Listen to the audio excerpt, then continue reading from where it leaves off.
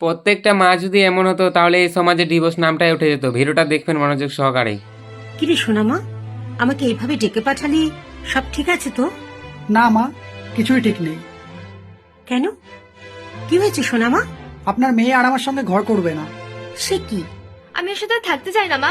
রোজ রোজ আমার এই ঝগড়া ঝামেলা আর ভালো লাগছে না মা। ঝগড়া কোন সম্পর্কে হয় না? ঝগড়া হলেই কি সেই সম্পর্ক থেকে বেরিয়ে আসতে হয়?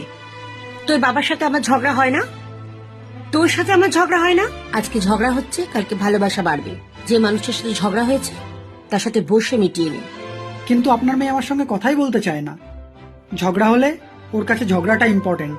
ও ওর ইগো নিয়ে বসে থাকে। এবার আপনি বলুন, এভাবে কি রোজ রোজ চলা যায়? তুই এখানে সংসার করতে এসেছিস, দুদিনের জন্য তো নাটক করতে আসিসনি। সংসার জীবনে এরকম অনেক কিছুই হয়। আচ্ছা ধর, তুই ওকে ছেড়ে দিলি, ডিভোর্স হয়ে গেল, অন্য জায়গায় বিয়ে করলে সব ঠিক হয়ে যাবে তো? কোথাও যেতে হবে না, ব্যাগ রাখ। যে কোনো সম্পর্ক ভেতর থেকে ভালো থাকা প্রয়োজন, যেটা তোরা দুজনে বসে মিটিয়ে নিতে পারবি।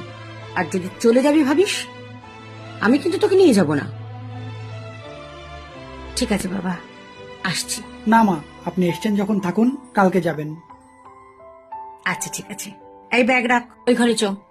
দুটো মানুষ একসাথে সারা জীবন থাকতে গেলে অনেক কিছুই সহ্য করতে হয়, অনেক কম্প্রোমাইজ করতে হয়।